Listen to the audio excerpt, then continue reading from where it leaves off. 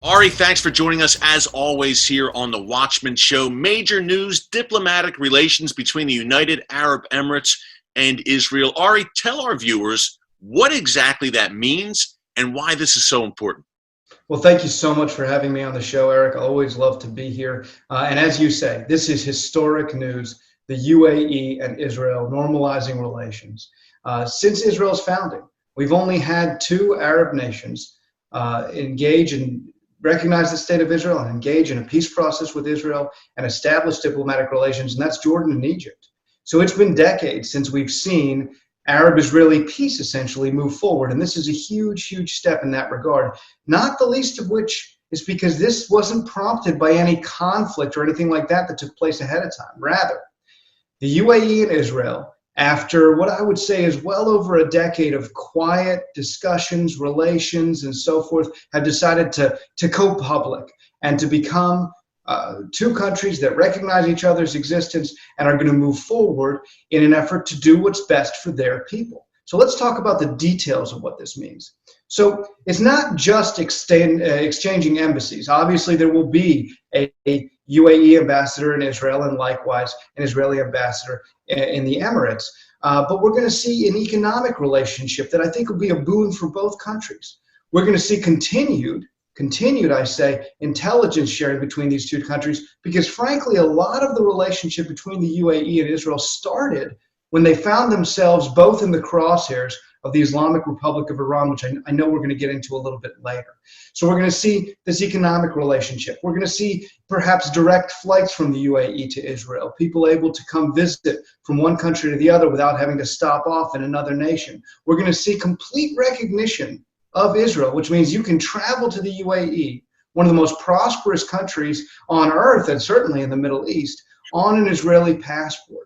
So the economic relationship, the trade relationship, the diplomatic relationship, and of course the continued intelligence sharing relationship, this I think is just the beginning of a new Arab-Israeli wave of peace. There's already talk of Bahrain being the next country to do the same, recognize Israel's existence and develop a diplomatic relationship with Israel. And there are a number of Arab countries across the Middle East who see Israel as no longer a foe, no longer an enemy, but rather a country that deserves to be recognized and a country where economic and trade opportunities exist, so much so that if the countries come together and engage in this kind of effort, again, the peoples, the citizens represented by these governments will benefit dramatically. You mentioned Bahrain as a potential peace partner coming up. There's been some rumblings about Oman, even Sudan, coming to peace agreements with Israel. And you mentioned one key point there, Ari,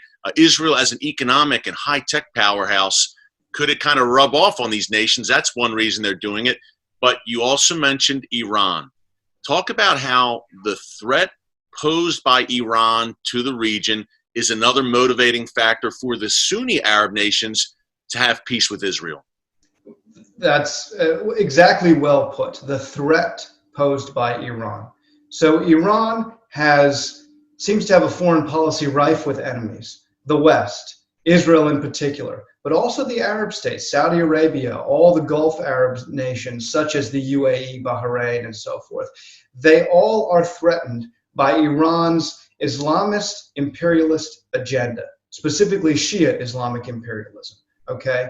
So the Saudis, the UAE, the Omanis, the Bahrainis, they look around and they see who is the strong military power, who is the strong economic power in the region, who has the intelligence to enable those Arab countries to confront this Iranian menace, and that's, of course, Israel. So way back in 2009, when President Obama was first taking office, we already began to see some sort of public efforts where Israel and the UAE specifically, and other countries as well, were working quietly behind the scenes and at times a little less quietly to try to convince President Obama not to go down the path of the Iran nuclear agreement. Because all of these countries know that they are in the Islamic Republic of Iran's crosshairs. They know that Iran will not settle for any one island, any one country.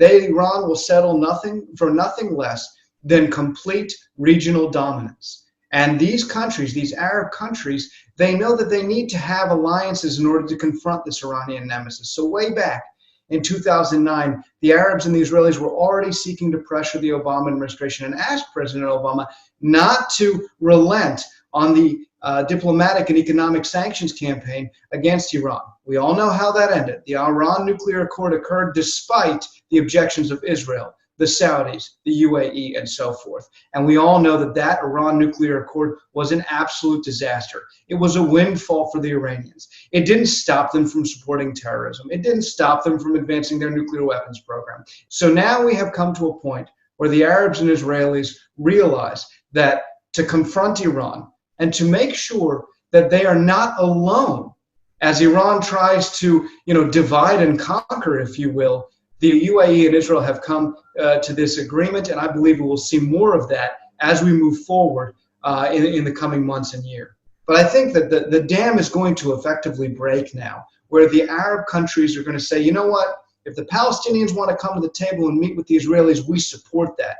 And if there can be a peace achieved between Israelis and Palestinians, we'll support that too. But we're not going to put our national interests and our citizens' interests behind the interests of a Palestinian Authority that seems to find no agreement worth discussing and continues to support terrorism, which has had absolutely no positive impact on Palestinians or Israelis.